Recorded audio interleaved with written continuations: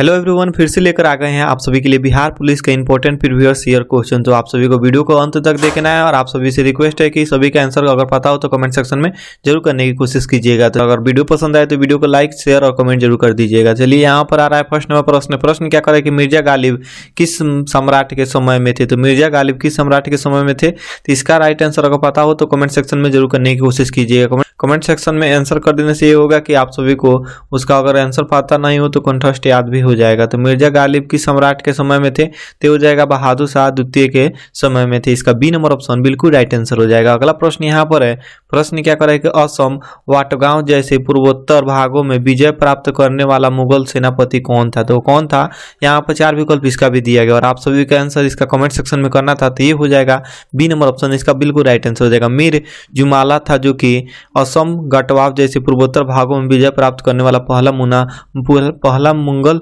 सेनापति था। इसका बी नंबर ऑप्शन यहाँ पर राइट आंसर हो जाएगा। अगला प्रश्न यहाँ पर है, प्रश्न क्या कर रहा है कि किताबे उल हिंद का लेखक कौन था। तो किताबे उल हिंद का लेखक कौन था, ये भी काफी इंपॉर्टेंट प्रश्न है। तो इसका राइट आंसर अगर पता हो तो कमेंट सेक्शन में जरूर कीजिएगा। अगर नहीं पता हो तो बी नंबर ऑप्शन याद कर लीजिए। अलबुरुनी था जो कि किताबे उल हिंद के लेखक था, अलबुरुनी। इसका बी नंबर ऑप्शन बिल्कुल राइट आंसर हो जाएगा। अगला प्रश्न यहाँ पर है, प्रश्न क्या कर रहा है कि हर्षवर्धन के शासन काल में सत्ता का केंद्र स्थान कौन सा था। तो हर्षवर्धन के शासन काल में सत्ता का केंद्र स्थान कौन सा था, यहाँ पर 4 विकल्प दिया गया है और इसका जो भी राइट आंसर होगा आप सभी को पता हो तो कमेंट सेक्शन में कीजिए, नहीं पता हो तो ई नंबर ऑप्शन याद कर लीजिए, कन्नौज। हर्षवर्धन के शासन काल में सत्ता का केंद्र स्थान कौन था, तो कन्नौज था। इसका ई नंबर ऑप्शन यहाँ पर राइट आंसर हो जाएगा। अगला प्रश्न यहाँ पर है, प्रश्न क्या करा कि वल्लभाचार्य ने किसकी शक्ति के मान का प्रचार किया। तो किसके शक्ति के मान का प्रचार किया, तो यहाँ पर 4 विकल्प दिया गया और इसका जो भी राइट आंसर होगा अगर पता हो तो कमेंट सेक्शन में जरूर कीजिएगा। तो वल्लभाचार्य ने किसकी शक्ति का मान का प्रचार किया, तो हो जाएगा कृष्ण। इसका सी नंबर ऑप्शन यहाँ पर राइट आंसर हो जाएगा। अगला प्रश्न यहाँ पर है, प्रश्न क्या कर रहा है कि जयपुर शहर का संस्थापक कौन था। तो जयपुर शहर का संस्थापक कौन था, यहाँ पर 4 विकल्प इसका भी दिया गया और इसका भी राइट आंसर आप सभी को अगर याद नहीं हो तो याद कर ले, बी नंबर ऑप्शन राजा सवाई जय सिंह थे जो कि जयपुर शहर के संस्थापक थे। इसका बी नंबर ऑप्शन यहाँ पर राइट आंसर हो जाएगा। अगला प्रश्न देखिए, अगला प्रश्न यहाँ पर है, प्रश्न क्या कर रहा है कि प्राचीन काल में कालिंग का महान शासक निम्नलिखित में से कौन था। तो प्राचीन काल में कालिंग के महान शासक निम्नलिखित में से कौन था, यहाँ पर 4 विकल्प दिया गया और इसका भी राइट आंसर आप सभी को नहीं पता हो तो याद कर ले, सी नंबर ऑप्शन खारवेल था। इसका सी नंबर ऑप्शन यहाँ पर राइट आंसर हो जाएगा। ये केवल प्रीवियस ईयर का क्वेश्चन है, इसी अकॉर्डिंग आप सभी का क्वेश्चन रहने वाला है। तो आप सब वीडियो को देख लीजिए और ये अपना अनुमान लगा लीजिए कि आपका तैयारी कैसे हो रहा है। तो चलिए अगला प्रश्न यहाँ पर है, प्रश्न क्या कर रहा है कि ईस्ट इंडिया कंपनी का निम्नलिखित में से आरंभिक नारा क्या था। तो ईस्ट इंडिया कंपनी का निम्नलिखित में से आरंभिक नारा क्या था, तो यहाँ पर 4 नारा दिया गया है और इसमें से ईस्ट इंडिया कंपनी का आरंभिक नारा क्या था, तो इसका राइट आंसर यह नहीं पता हो तो याद कर ले, सी नंबर ऑप्शन भूभाग नहीं व्यापार। उनका यह था कि भूभाग नहीं व्यापार करना उनका सबसे बड़ा यहाँ पर नारा था। इसका सी नंबर ऑप्शन यहाँ पर राइट आंसर हो जाएगा।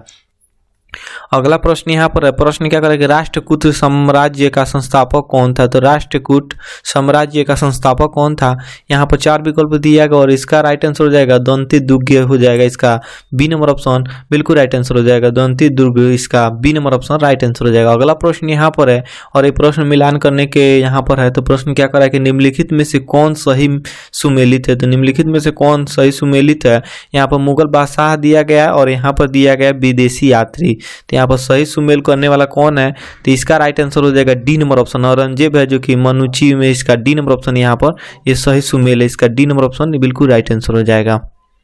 चलिए अगला प्रश्न यहाँ पर है, प्रश्न क्या करें कि 1925 के कानपुर कांग्रेस अधिवेशन के अध्यक्ष कौन है। तो 1925 के कानपुर कांग्रेस के अधिवेशन के अध्यक्ष कौन थे, इसका राइट आंसर आप सभी का डी नंबर ऑप्शन यहाँ पर याद कर लेना, सरोजिनी नायडू थी। इसका डी नंबर ऑप्शन यहाँ पर राइट आंसर हो जाएगा।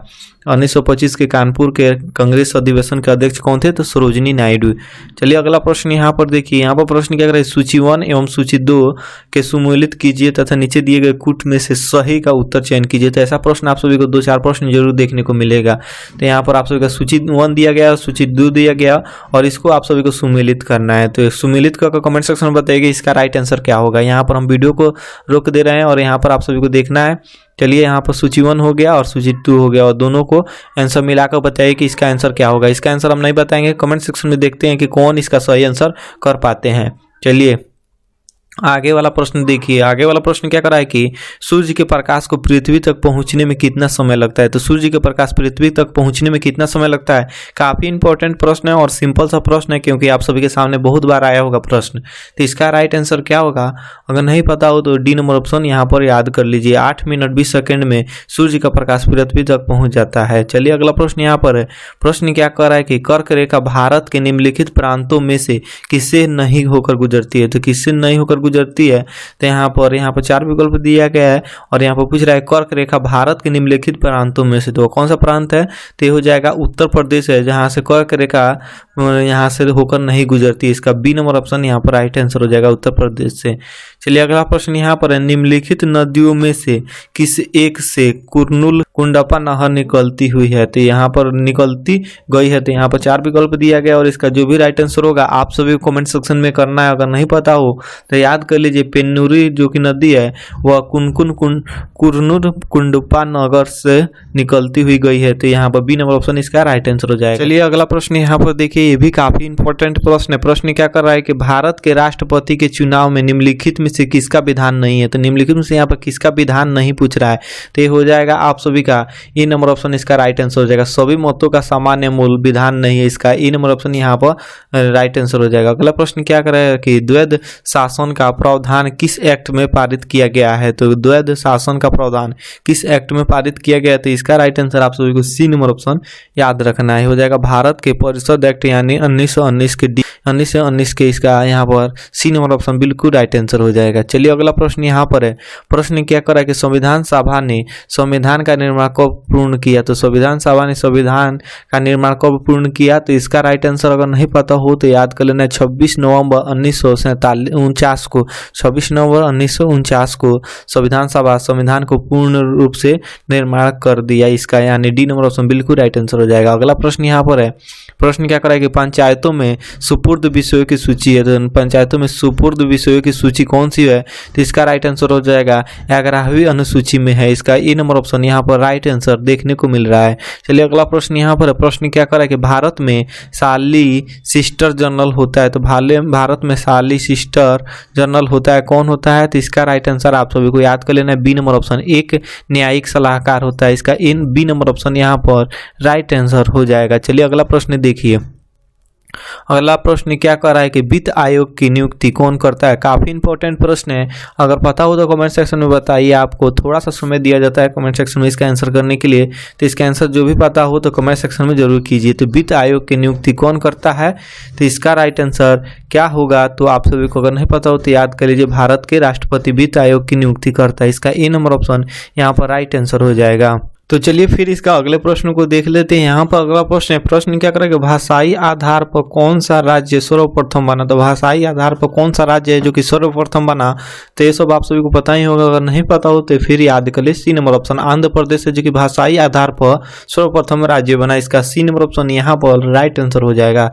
अगला प्रश्न यहाँ पर प्रश्न क्या कर रहा है कि भारत में 25वां राज्य कौन सा बना। तो भारत में 25वां राज्य कौन सा बना, तो इसका राइट आंसर क्या होगा, तो आप सभी को कमेंट सेक्शन में बताना है। तो 25वां राज्य कौन सा बना, तो गोवा बना। 25वां राज्य कौन है, तो गोवा।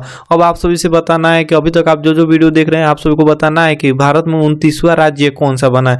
29वां राज्य कौन सा बना, कमेंट सेक्शन में जरूर बताइए, आपके कमेंट का इंतजार रहेगा। चलिए अगला प्रश्न यहाँ पर है कि भारतीय संविधान में मौलिक कर्तव्यों को सुमेलित किया गया था। तो भारतीय संविधान में मौलिक कर्तव्यों को सुमेलित किया गया था, तो यह 42वें संविधान संशोधन के द्वारा किया गया था, 42वें संशोधन के द्वारा। चलिए अगला प्रश्न यहाँ पर है।